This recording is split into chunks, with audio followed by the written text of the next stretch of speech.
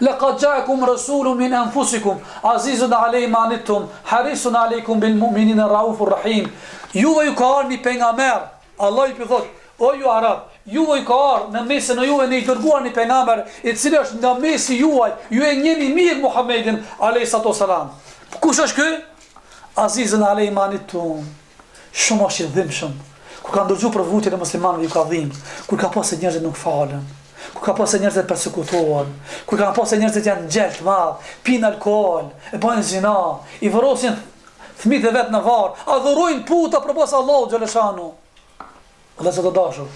Edhe halli i muslimanëve sot, asha nuk ka pas çështo, ama shumë kanë gjeshmëri. A çështo? Vallahi ndoshta nëse nuk ka shfata gati njëjtë, ama çaja përmbahet koncepti. E pejgamberi ka qenë dhimbshëm ndaj atyre. Subhanallah. Harisun aleikum bil mu'minin. Ka qenë kujdesshëm ndaj muslimanëve. Është kujdes maksimalisht. Shara Rauf i but, Rahim i mëshirshëm. Pastaj Allah ka thënë Kur'an, "En-nabi aula bil mu'minina min anfusihim." Pejgamberi është më i mëshirshëm, më i dhimbshëm për juve se sa ju për vetën e juve. Pashallah. David gjithë që janë hakikat të drejtë, ftusit, që janë të sinqert, që japin hakin, ata shumë janë dhimbshëm ndaj popullatës. Ata nuk nalen asnjëherë. Kur gjosh nuk është një orë, 2 orë në ditë. Ata në orë të tëra punojnë, vetëm i ftu njerëz në rrugën e Allahut. Pse sikur ka dëshirë për veten e vet me shkon në xhenet, ka dëshirë këtë dashuri. Do ta ndojë me familjen e vet, me farefisjen e vet, me shokët e vet, me miqtë e vet, me dashamirët e vet.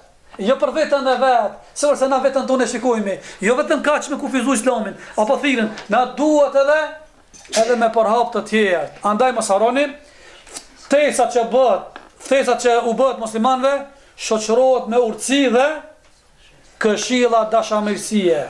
Pra pika e tretë është kjo metodologji bazohet në ftesën e muslimanëve në rrugën e Allahut, nëpërmjet 2 mënyra të komunikimit: urtësia dhe këshilla dashamirëse. E mënyra e urtësisë, tash parashtrohet pyetja, o Zot i thave, duhet në urtësi. A mos më tregu si është kjo urtësia? Çfarë nuk kuptojmë me fjalën urtësi?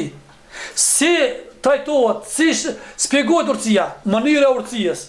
Urtësia është që ti flasësh arsyes me fakte shkencore bindse. Kur ti folesh atina, kokës atina, logjikës atina me fakte dhe dëshmi shkencore, me të cilën e bind ata dhe me argumente logjike të pakundërshtueshme, të fuqishme, apo urtësia është edhe ti flasësh njerëzve në bazë të kapacitetit të tyre intelektual, duke komunikuar atyre atë sa e kuptojnë dhe perceptojnë. Edhe kjo është e rëndësishme. Thot Aliu radiallahu anhu, thot, u flisni njerëzve sipas nivelet të tyre dhe larg gjërave që nuk i perceptojnë dot. Mos ndryshe do të përgënjështroni Allahun dhe të dërguarin e tij. Monument. Urtësia do të thonë mi fol arsyes me argumente shkencore bindse, edhe argumente të logjikshme të palëkundshëm. Një, e dyta urtësi do të thonë vazhdimi i saj mi fol njerëzve sipas kapacitetit. O vëllezër të dashur, andaj disa tematika nuk ka nevojë mi debatu dhe mi qenë nëse nuk ka nevoja. Pse se kështu ka thënë Alia, flisni njerëzve sipas kapacitetit nivelit. Se për ndryshe, nëse nuk folni ashtu siç duhet sipas nivelit, atëherë ka shanca ata e përgjigjon Allah dhe pejgamberi bëjnë kufër. Disa tema nuk ka nevojë me qel. Fare, se akoma nuk janë pjek, masëra me ata të cilët ti duke komunikuar dhe bashkëpunu, akoma nuk janë pjek ato. I prolongon për më vonë.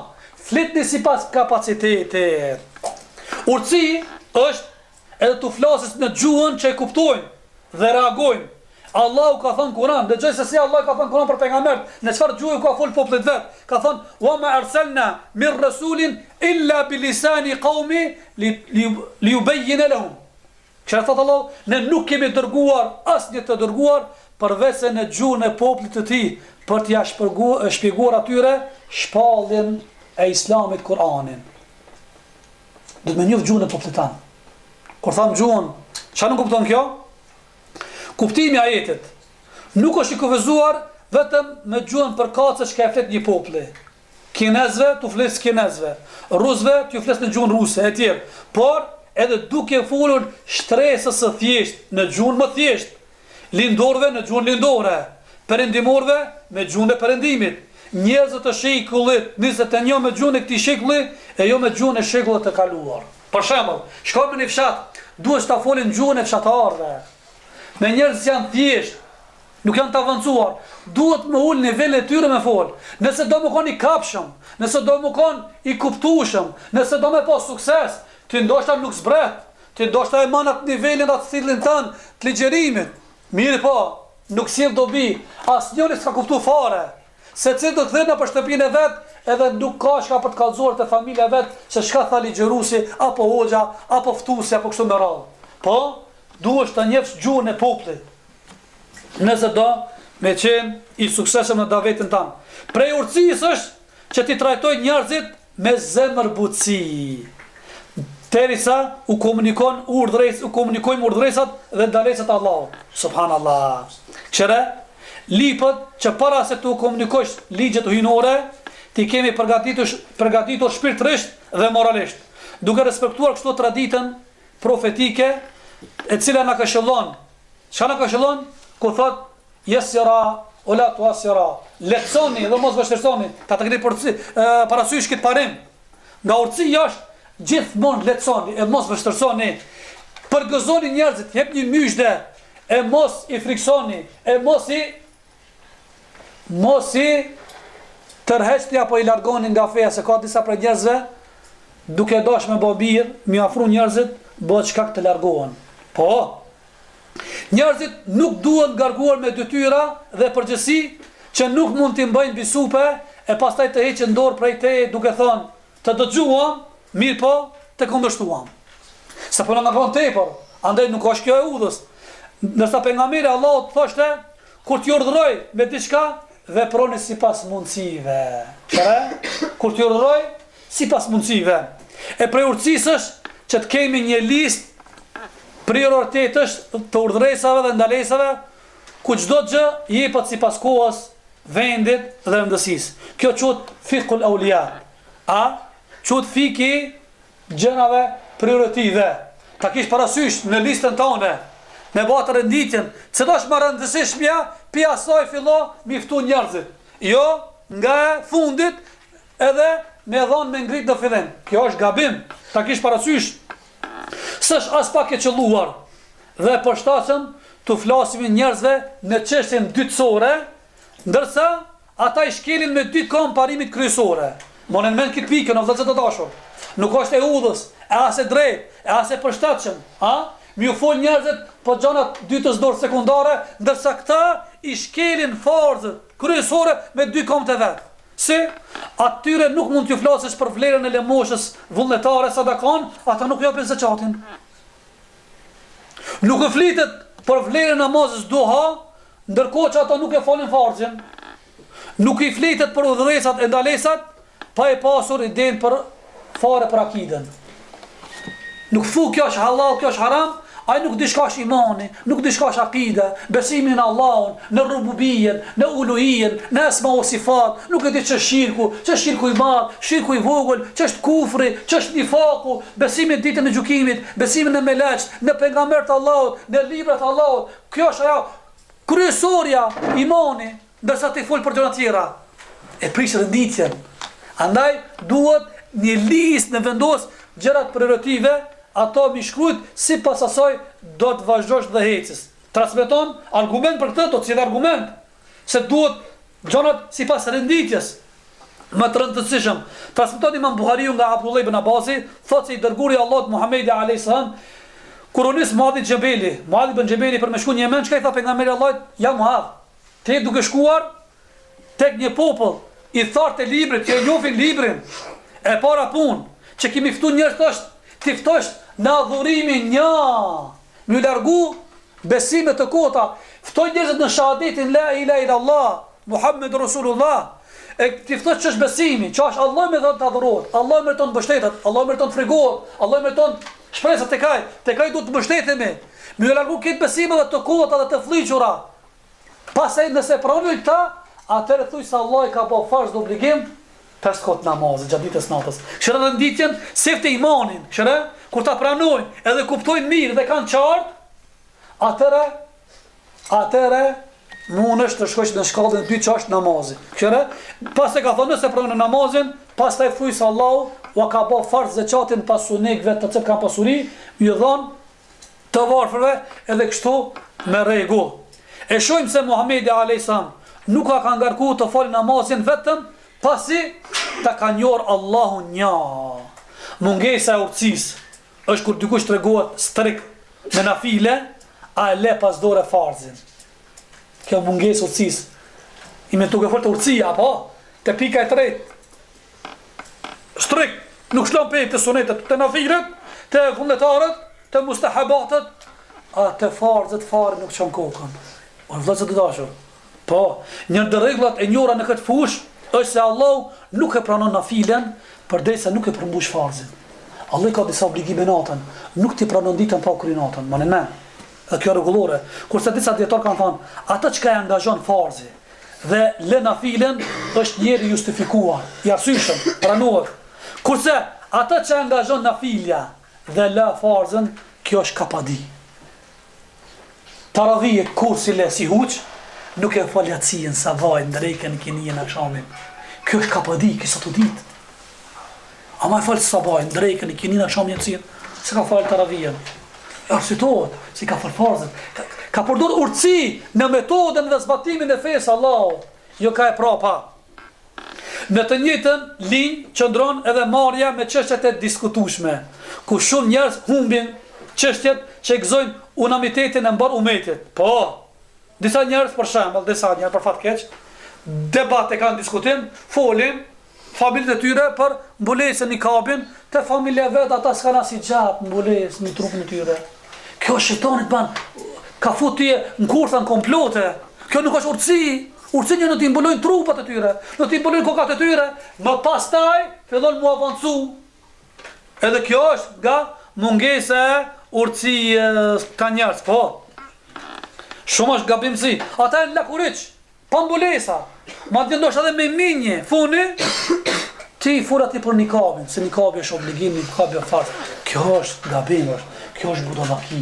Kjo, jo që na e injorojmë, e mëojmë, peqen, jo, asesi, po ka renditje, ka klasa e parë, ka klasa e dytë, e treta, e katërta, e pesta, fillorja, pas e shkolla e mesme, pas e fakulteti, nuk mush për fillore, mo integru në fakultet, pa e kryt mesme. A qashtu? E kështu ndull me normat e fejes islame. Po, andaj urtësisht që të kemi parasysh, aja që njifët në gjuhën e shariatit, fiku i prioriteteve. Më në men, kjo quhet fiku i prioriteteve, duke dhënë prioritet çështje të akides ndaj veprave, farzave bazë që janë detyre ndaj atyre që janë sunete, suneteve ndaj atyre të pëlqyeshme edhe kështu me radhë. Ti dhënë përparësi gjunave të mëdhave para gjunave të voglave, gjunave që janë të mëdha para gjunave që janë të imta dhe kështu me radhë. Urtësi është që me njerëzit të përdorim metodën e përshkallëzimit. Më e që pikën. Fiku i prioriteteve. Çka ke fiku i prioriteteve? Me bat listën rënditin, cëtë janë gjatë batë rëndësishëm. Mja nis nga akidja edhe kështu me radhë. Edhe dyta është përshkallëzimi. Vëllezër të dashur, urtësi është që njerëzit të përdorin metodën e përshkallëzimit. Është ligj universal. Po aq është edhe ligj fetar.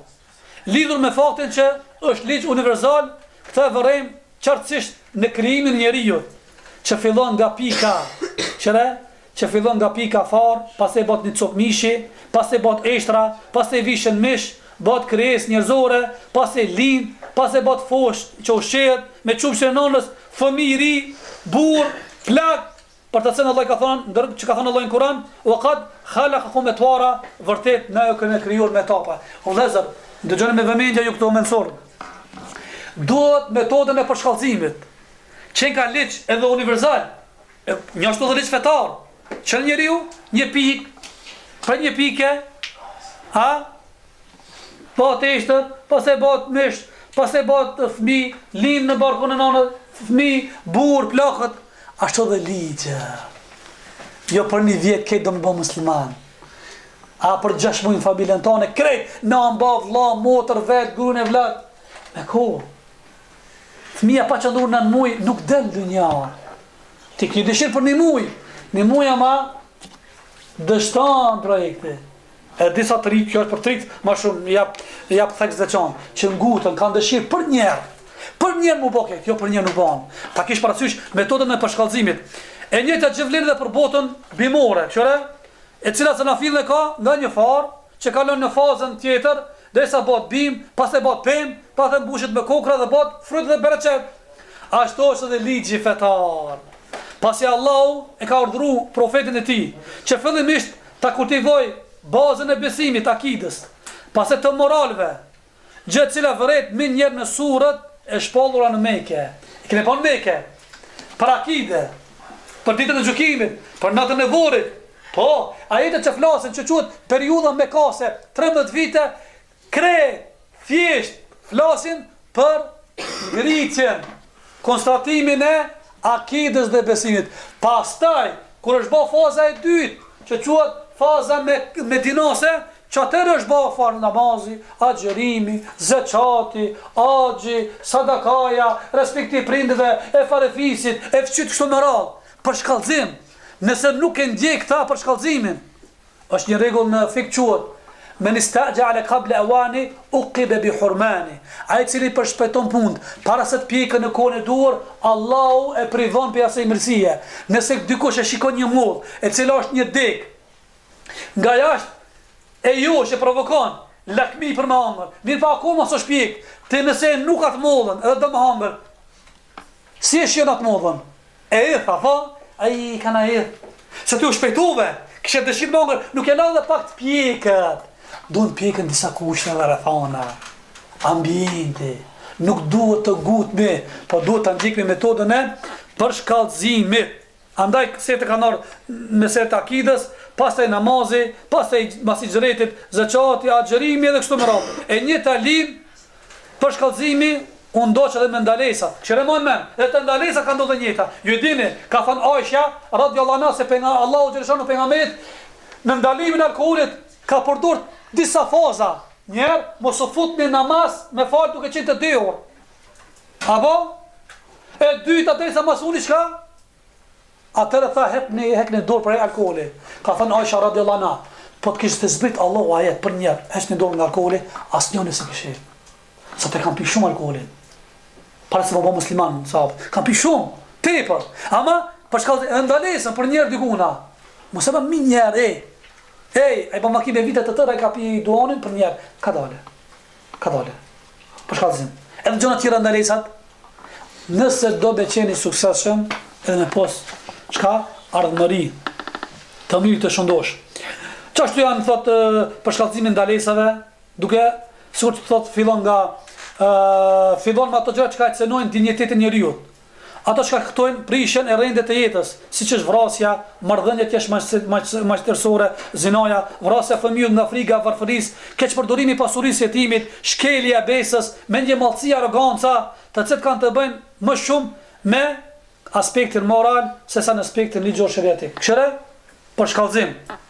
Andaj thot, megjithatë thot unë e shikoj disa thot ftues të cilët nuk respektojnë këtë ligjin e përshkallëzimit me personat. Për shembull thot, ky thot, për shembull disa vende ku ka lulzu komunizmi. Edhe pa me heqjen e dorës komunizmit, atje nuk shkohet mirë me prezantu Islamin. Çka? Ata që është 23 vite që kanë ndodhur kur në pejgamberin e Allahut, ti për një vjet atje. Ja, për shkallëzim. Se te gjë kanë qenë me vite të tëra në komunizëm, ngadale ushqeta, ngadale. Si fëmijës. Fëmijës mi dhanë ushqimin me konsumu pasol. Fëmija që ka 2-3 vjetë, nësa pasol, që ka ndodhë ma ta? Ja mbyt midjen, e sa ka thonë, po ushqimet vogla, sup, për shesh, ka dale, edhe ju 3, ju për njerë, ka dale. Për ndryshe, ma shumë kene me prish, se sa kene me ba shka, kene me ba për misime, nisë nga besimi, në akide, edhe kështu me radhë. Edhe pjesë e urtësisë më këta e përfundoj, e cila duhet përvecuar nga ftuesit, është komunikimi butësisht me njerëzit, me dashamirë dhe etik. Subhanallah. Ashtu sikur që Allahu e ka përshkruar pejgamberin Allah. Edhe këta do të pas tekst veçantë. Allahu në Kur'an si lavdron pejgamberin, çka i thot? Fa bima rahmetin min Allah linta lahum. O Muhammed, mëshirën që ta dham tyje, ishe i but me njerëzit. Falu kunta fadhan ghalidha alqalb faddu min hawlik, po ti ishe i vrasht, arrogant, dhe zemë fort, këtë ishin e gu për teje. Madje Allahu i qorton sahabët, mëni, interesant. Allahu sahabët kur i ka pranu fen me shok të vet, sahabët që kanë pas në xhailet, si kanë pranu fen, kanë përdor arrogancë. Allah që i thot në Kur'an, "Kedhalika kuntum min qabl famanna Allah aleikum." O sahabët, edhe ju ishin sikur sa ata më herët. Sharonja ka dale, po ti e kanë gjithë sa xhaili ignorant. Ka dale. Çore, përdor butësi dhe menaxhim dhe urtësi, nëse do më pas sukses, bereqet, ardhmëri, ngot fjala jote, bosh i pranueshëm me sentan, po të njëjtën kohë edhe del para Allahut faqebar, duke mos i përshpejtu gjanat. Këto ishin ata të cilën dosha me thon para juve, lut Allahu xhaleshanu xhelalu i kuptoj me bukur, drejt dhe qartë tash që i folëm, pastaj munojna mi zbatu në jetën tonë përditshëm, të kemi sukses, të bëhemi shembull dhe model në thirrjen tonë drejt rrugtimit Allahut subhanahu wa taala. Lutja jo në fund të tash, alhamdulillahi rabbil alamin.